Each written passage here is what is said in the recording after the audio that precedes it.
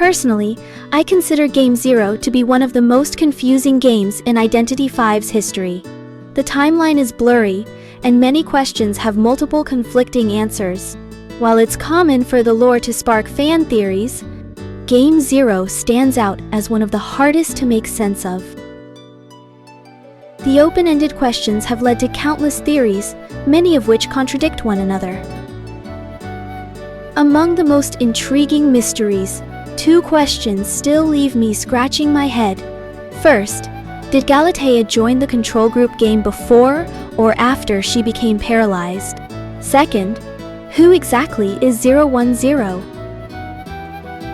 These questions have sparked intense speculation, with fans offering compelling but conflicting evidence, leaving me unable to settle on a definitive answer. That's why, before diving into Game 0, I want to emphasize two important points. First, this analysis, like most of my others, is not to be considered canon. While I've done my best to base it on evidence and logical connections, it ultimately remains a theory. As I mentioned in my video the other day, the lore is filled with scattered crumbs, and I've attempted to piece them together. However, my interpretations may differ from those of others. Second, due to the abundance of interpretations, I'll proceed with two specific assumptions. Galatea arrived at the manor after she became paralyzed, and 010 is a figure named Roy. I'll cover Galatea's theory and more about 010 in a separate video later on. For now, let's focus on unraveling the backstories of the characters in Game 0 and explore what might have happened. Finally, I want to acknowledge my sources. The IDV Wiki serves as the primary reference, but I've also drawn insights from Siren Jose's analysis, a file on 010 by lore enthusiast Leo Phoenix, a video by Mindsguy, some analysis I found on Reddit, and discussions with lore enthusiasts in the IDV Discord communities. This is your broadcaster, Silmina, signing in. Game 0, also known as the Control Group, is believed to be the very first Manor game organized by the Manor owner. The reason behind naming this group the Control Group feels both unique and somewhat confusing to me. Even so, this term is crucial to understand about what happened in the game later. That's why, before we dive into the game, let's take a look into this term first. In scientific experiments, a control group is the set of subjects that doesn't receive the treatment being tested, serving as a baseline for comparison. On the flip side, the experimental group is the one that does receive the treatment. The idea is to compare the two groups to see the effects of the treatment. For instance, if scientists wanted to study how salt water affects plants, the control group would be the plants watered with plain water, while the experimental group would get salt water. From this, we can see a key concept. For a control group to exist, there has to be an experimental group alongside it, since the control group's purpose is to provide a comparison. Now let's bring this idea into the context of the Manor game. Helena is explicitly identified as the ideal control group in her third letter. This raises some big questions. If Helena is the control group, who is the experimental group? And, more intriguingly, what experiment is the Manor owner conducting? To dig into this, Emil's backstory gives us some clues. Based on Ada's and Emil's letters, we know they came to the manor seeking a new treatment for Emil, specifically to help with his manic episodes. This suggests Emil might be the experimental group, but let's dive deeper. Helena's third letter mentions that she was given a reasonable dosage of a drug meant to take effect after she uncovered the truth. We'll dive into what this truth might be a bit later. For now, the key takeaway is that even after Helena discovered this truth, the drug didn't affect her the way it was intended to. The letter speculates that this might be due to either the drug itself or Helena's unique characteristics. Again, this raises some big questions. Why would Helena's traits affect the experiment? And what exactly is the experiment? Returning to Emil's story, it's revealed in his letters that he was introduced as the experimental subject, with the experiment focusing on memory supplementation. This opens up a fascinating theory. The manor owner might have been testing how memory-altering drugs work on people experiencing manic episodes. Here's how it fits.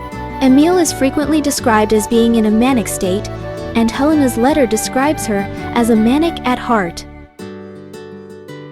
Emil, struggling to control his manic state, likely represents the experimental group, while Helena, who has a more controlled demeanor, serves as the control group.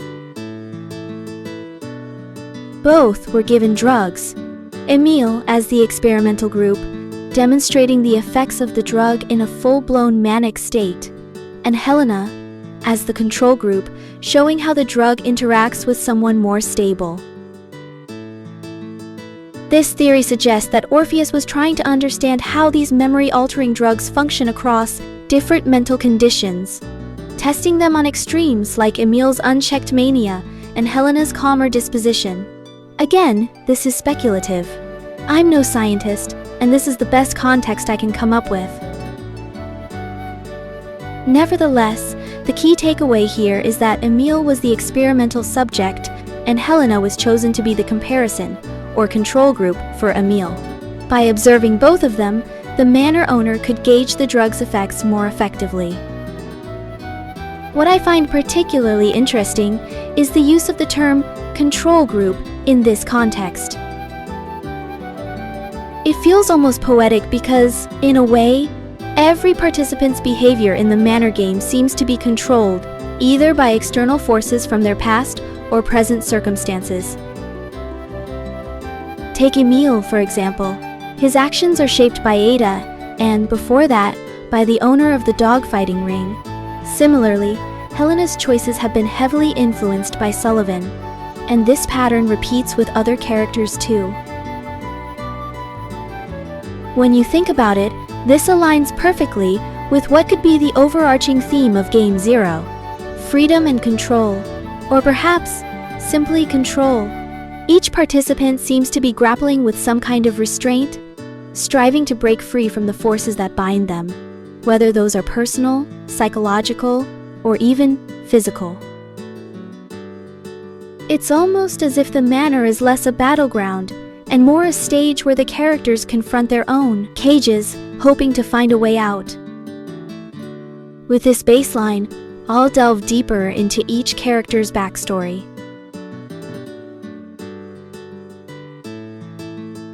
Galatea is the first character I want to discuss, primarily because her backstory offers plenty of room for interpretation, especially regarding the timeline. Before diving into her story, though, let's look at her full name, as it provides some insight into what may have happened to her in the game.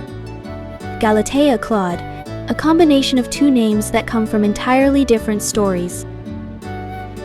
The name Galatea is likely inspired by the tale of Pygmalion and Galatea, a story from Ovid's Metamorphoses, particularly in Book 10, which is mentioned in Galatea's deduction quest.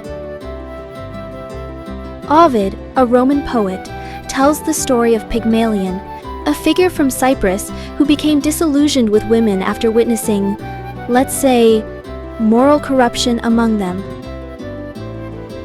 He vowed never to marry, and to pass the time, Pygmalion sculpted a statue of a woman so perfect that he fell deeply in love with it.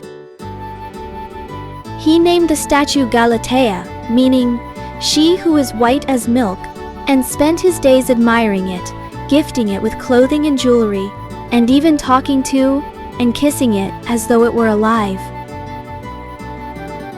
Over time, his obsession grew.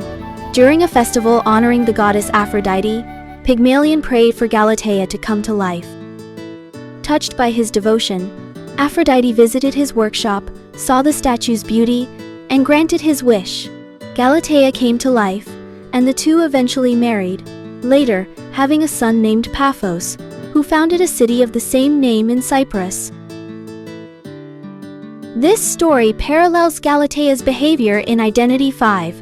Her backstory and deduction quests show her spending her days sculpting and interacting with her creations, as if they were alive. This connection to her statues is so strong that, when her father destroyed one of them, she jumped out of a balcony in despair.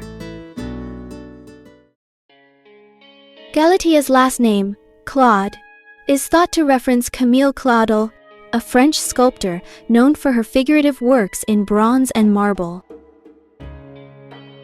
Though Emil eventually gained recognition for her talent, she lived much of her life in obscurity and faced allegations of mental illness. Diagnosed with schizophrenia and exhibiting signs of paranoia, Emil's condition and family issues led to her institutionalization in a mental health facility. Officially, this was recorded as voluntary, but many believe she was sent there against her will. Despite her struggles, records show that Emil was clear-headed and focused when working on her art. This really ties into Galatea's story in the game. Her deduction quests and first letter show how completely absorbed she was in her work, to the point of ignoring everything else. At the same time, she was clearly dealing with some mental struggles, which played a big role in what happened at the manor. Now that we've covered her origins, let's delve into Galatea's backstory. Galatea Claude was born into the Claude family, a lineage celebrated for its artistic heritage. Interestingly, Galatea might not be her real name. In her deduction quest, she is referred to only as the daughter of Mr. Claude. In her fourth letter, her name appears in quotation marks, adding a layer of intrigue. During her Manor Game, only Helena called her as Galatea. While the significance of this is unclear for now, I'll stick to calling her Galatea for simplicity. Her family had high hopes that she would continue their lineage, and these aspirations seemed well-founded. Galatea displayed extraordinary sculpting talent, surpassing expectations at a young age. Her skill was so remarkable that her sculpting teacher even sought permission from her father to take her to Paris or Florence, likely to further hone her craft. At 18, however, Galatea was diagnosed with dwarfism, a condition that results in unusually short stature, even into adulthood. This diagnosis is significant, as it likely contributed to the mental health struggles she faced later in life, as indicated in her third deduction quest and backstory. Initially, this condition didn't seem to affect her mentally. Over time, though, her fourth and fifth deduction quests, along with her background, suggest that it began taking a toll on her mental well-being. The exact reasons for this are open to interpretation. Some, like lore analyst Siren Jose, suggest that societal disdain toward dwarfism in the Victorian era played a major role. While this is a compelling point, it's worth noting that many individuals with dwarfism during that period found success and admiration, especially in circuses, where they were celebrated and respected. Even so, Siren Jose also pointed out that while societal prejudice toward dwarfism did exist, it was ultimately Galatea who saw herself as incomplete, an imperfect representation of the ideal woman, because of her condition. I would add that Galatea's intense fixation on sculpting likely amplified this belief, preventing her from recognizing that dwarfism could be seen as a manageable or even inconsequential aspect of her identity. This internal conflict is especially evident in her fourth deduction quest, where her feelings of inadequacy are brought to light by people who look down on her. Her condition led to growing resentment toward others, her circumstances, and ultimately, her fate. This mental strain also impacted her creativity, as her backstory implies. I imagine the stress of being perceived as incomplete made it difficult for her to produce art. This also explains her affinity for beautiful, mature women, qualities she felt she could never embody due to her condition, and how others viewed her. During this period of inner turmoil, Galatea received an invitation from a mysterious, wealthy businessman. Based on her sixth deduction quest, this figure is likely Baron de Ross, which is by now implied to be Orpheus.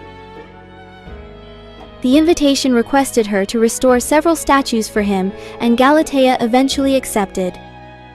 From this point, Galatea's story diverges depending on interpretation.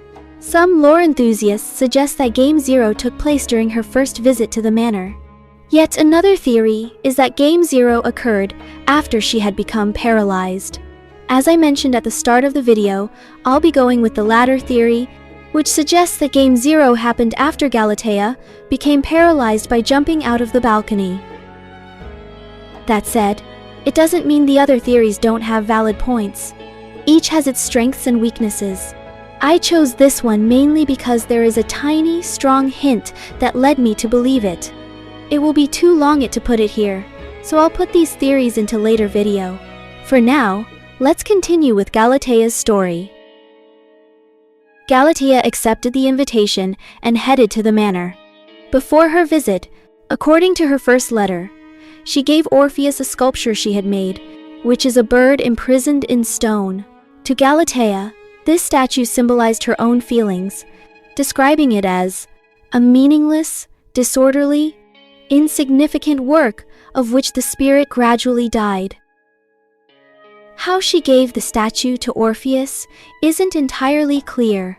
She may have sent it ahead of her arrival or created it shortly after reaching the manor. Either way, the sculpture reflects her sense of entrapment. Interestingly, she destroyed it after her time at the manor, perhaps as a way of rejecting that part of herself.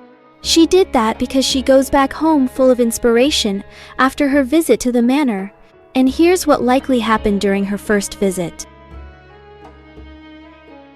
Orpheus chose Galatea to restore the statues, likely because they were crafted using techniques she had learned during her time in Florence. He might have done some detective work on her background too, though that isn't explicitly mentioned.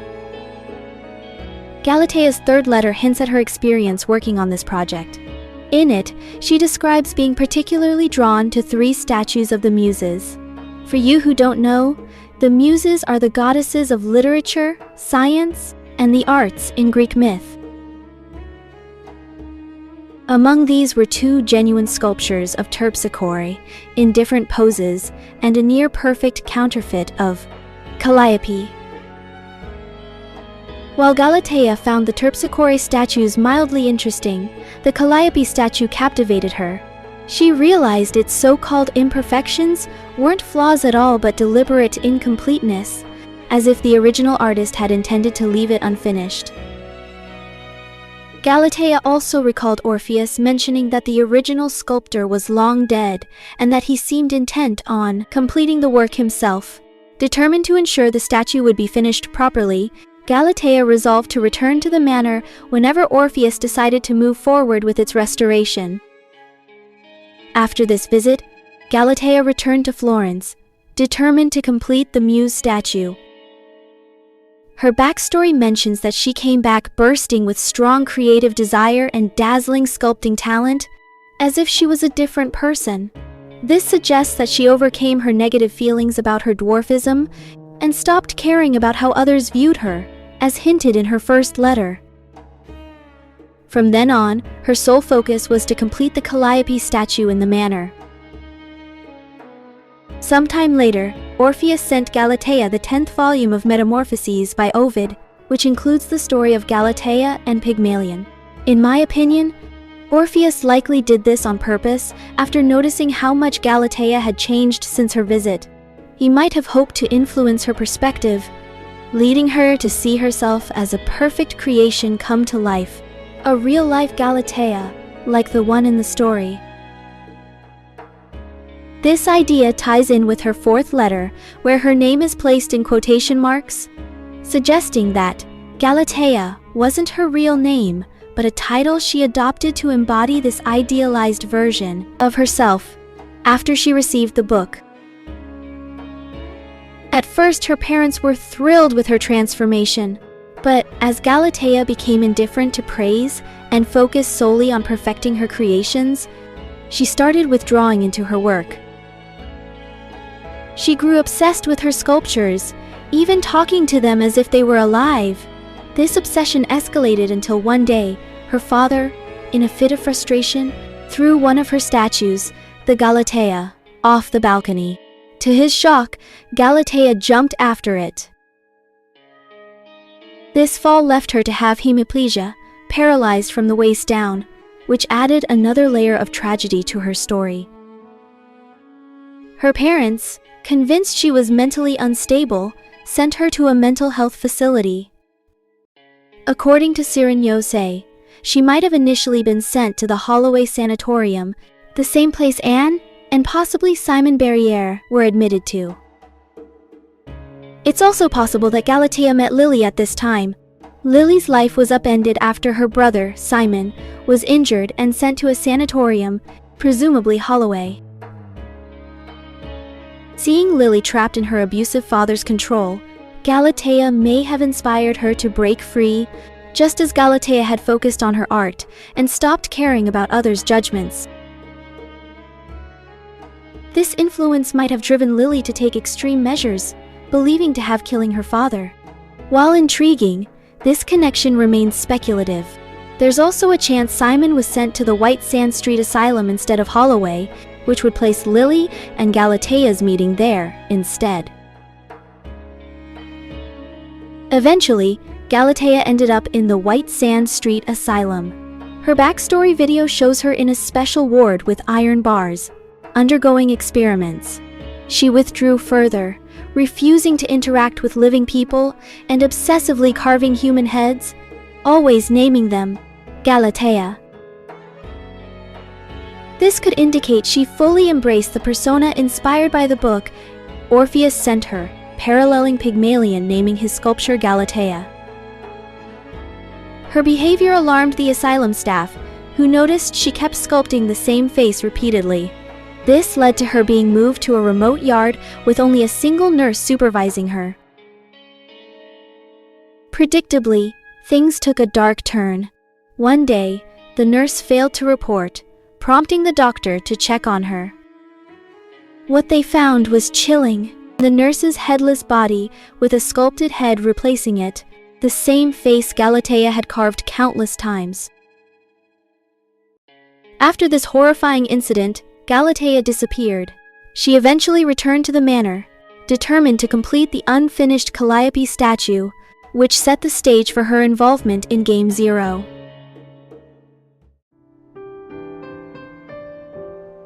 Helena Adams, as most of us know, is a blind girl who lost her sight when she was just 1 year old.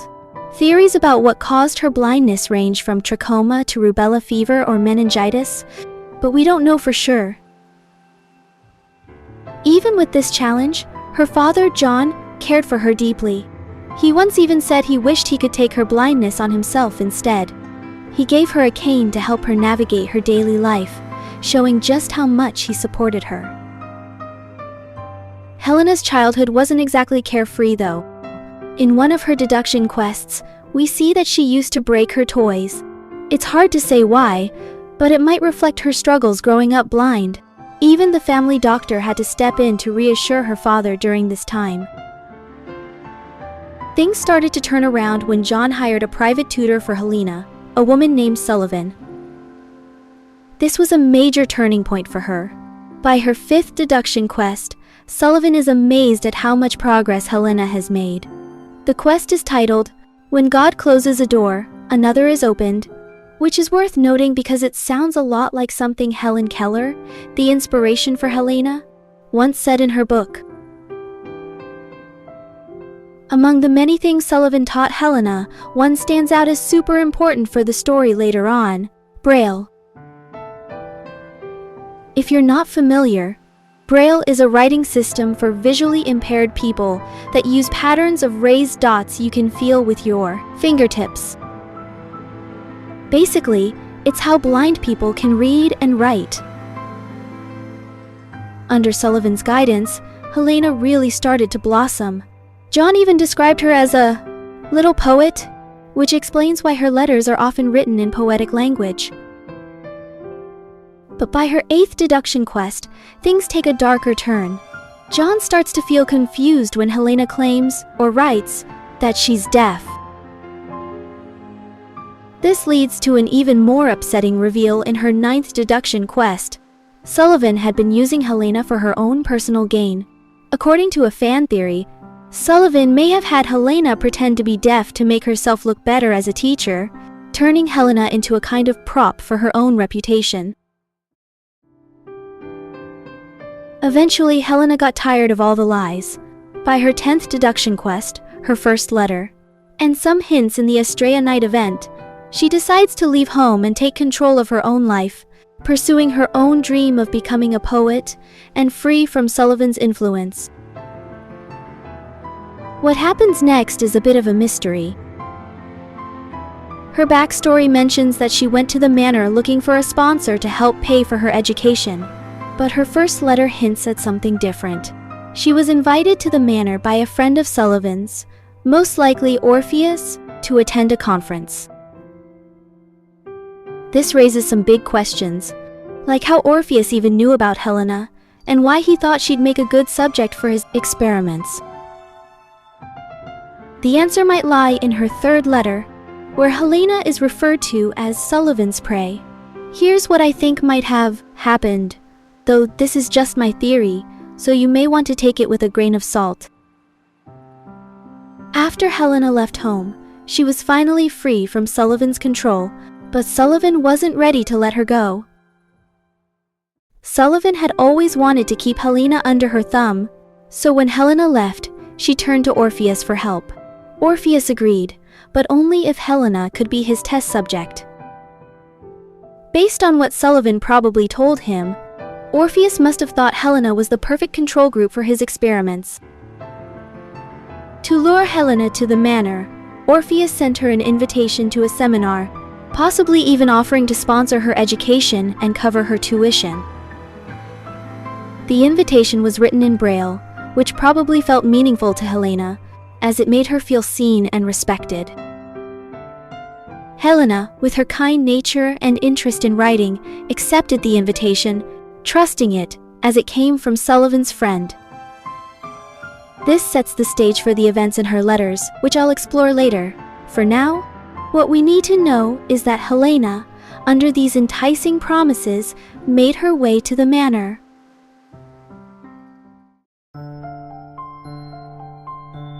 For the longest time, most people assumed 010 was Orpheus. But then, an interview with the developers threw in a curveball, hinting at 2 other possibilities about 010. It could mean we're looking at a character with an ID switch, or perhaps a character and an ID switch. To make things more intriguing, Ada's 3rd letter implies the existence of another participant in the game, whose role is described as the designated monitor.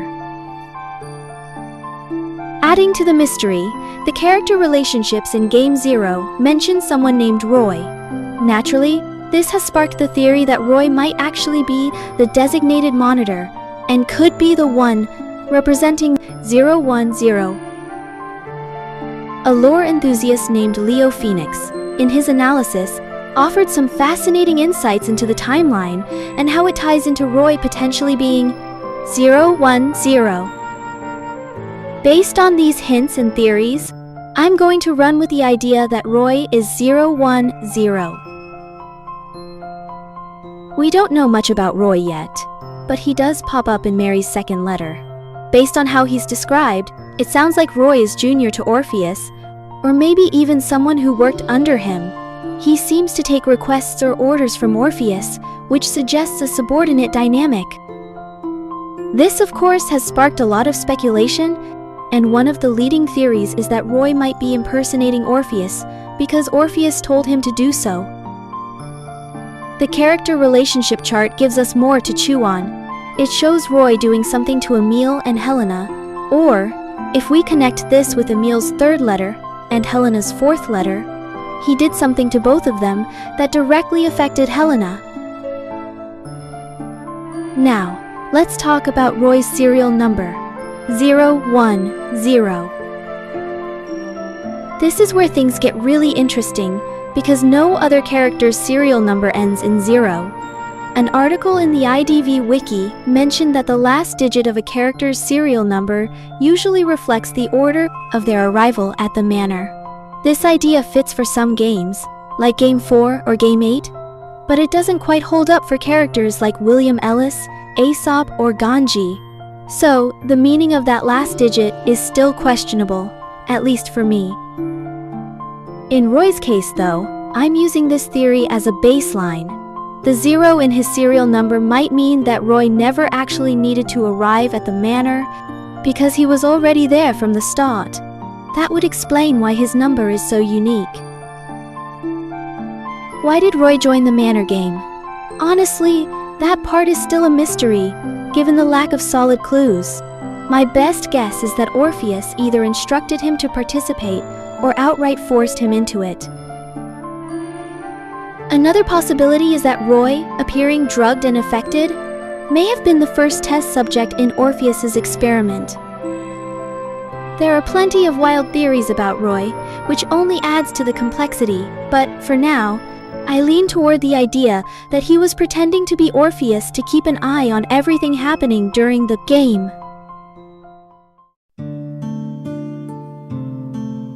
I'm combining this couple's backstory into one, since their later experiences are pretty intertwined. Let's start with Emil. He was the youngest of 4 kids, born into a family struggling with extreme poverty. Life was harsh, and to make matters worse, his mother suffered from a mental illness that caused her to have manic episodes. During those times, she had to be tied to her bed for everyone's safety. With such dire circumstances, Emil's father eventually made a heartbreaking decision. He sold Emil to an owner of a dogfighting ring. Now, before we get into the rest of Emil's story, let's pause for some context. Selling family members, especially children, might seem horrifying today, but throughout history, it was sadly a reality for some families facing extreme poverty. Even today, this practice hasn't been entirely eradicated in some parts of the world. Poverty was likely the driving force behind Emil's father's decision, however morally troubling it might be. As for the dogfighting ring Emil was sold into, it was a brutal underground world. Dogfighting is a blood sport where dogs are forced to fight each other, often to the death, for gambling and entertainment. You can think of it as a twisted duel or battle royale, except the competitors are dogs. After Emil was sold, his life became even harsher. He was forced to work as a beggar for the ring's owner, and if he didn't bring back enough money, he was severely punished. During one of these bleak days, while Emil was begging on the streets, a certain young girl appeared. Taking pity on him, she gave him a loaf of bread. That girl was Ada Mesmer. Ada Mesmer came from a middle-class family of doctors. Her parents were strict and had her entire life planned out, from her upbringing to her career. This is particularly evident in her early deduction quests, especially the first 2, where teenage Ada is shown observing her father, Charles, performing medical treatments. It's clear that Ada's life was extremely constrained, that her decisions were made for her, leaving little room for personal freedom. This theme of being trapped or yearning for freedom seems to resonate deeply with this group, but we'll dive more into that later. Now, back to Emil. After that fateful encounter where Ada gave him bread, Emil decided to sneak into the dogfighting ring during a match. As you might guess, this wasn't a safe decision. The vicious dogs turned on him, and although Emil somehow survived, the audience found his actions thrilling. The ring owner, seeing potential for entertainment, decided to make Emil part of the show, not as a spectator, but as human bait. In some twisted sense, Emil became a fighting dog himself. He was forced to live in a kennel, fed like the dogs, and used as part of the performances. This marks a crucial turning point for Emil, as it's likely when he began to lose his sense of humanity, seeing himself as nothing more than a fighting animal. Meanwhile, Ada's life continued down the rigid path her parents had set. She achieved everything they expected of her, eventually becoming an assistant professor at a young age. By the time she was 25, she devoted herself to researching hypnotherapy. For some context, hypnotherapy can somewhat be defined as a psychological technique aimed at alleviating pain or negative emotions using subliminal suggestions like specific words, sounds, or visuals. It's essentially a way to help people by influencing their subconscious. Despite her passion, Ada's research wasn't widely supported, not even by her own father. She saw him as someone more concerned with profits and academic trends than genuinely helping patients. Siren Jose, in their analysis, speculates that this perspective may have stemmed from her first meeting with Emil. After Ada gave Emil bread, she asked her father to help him. When he refused, it likely became a pivotal moment for Ada, shaping her view of him as a person who valued money over compassion. Ada's research also ran into technical issues. Her patients couldn't be hypnotized while experiencing pain, leading her to explore alternative methods. However, these new methods seemingly had to be conducted in secret. When her experiments were discovered, they were shut down by her detractors, deepening her resentment toward those who dismissed her work. Not one to give up easily, Ada began traveling to various medical facilities, eventually landing at White Sand Street Asylum for an 11-day medical training program. There, she encountered a patient undergoing painful therapies like electroshock treatment. What struck Ada wasn't just the brutality of the procedures, but the patient's lack of resistance. He didn't flinch or try to avoid the pain. Instead, he seemed to instinctively find joy in it. Even when the therapy ended, the patient smiled at the doctor. That patient was none other than Emil. After leaving or escaping the dogfighting ring, Emil eventually wandered into the White Sand Street Asylum. By then, he had lost all memory of his name, age, or past, likely due to a combination of trauma and a high fever. The only clue to his identity was a torn piece of fabric from a collar with his name on it.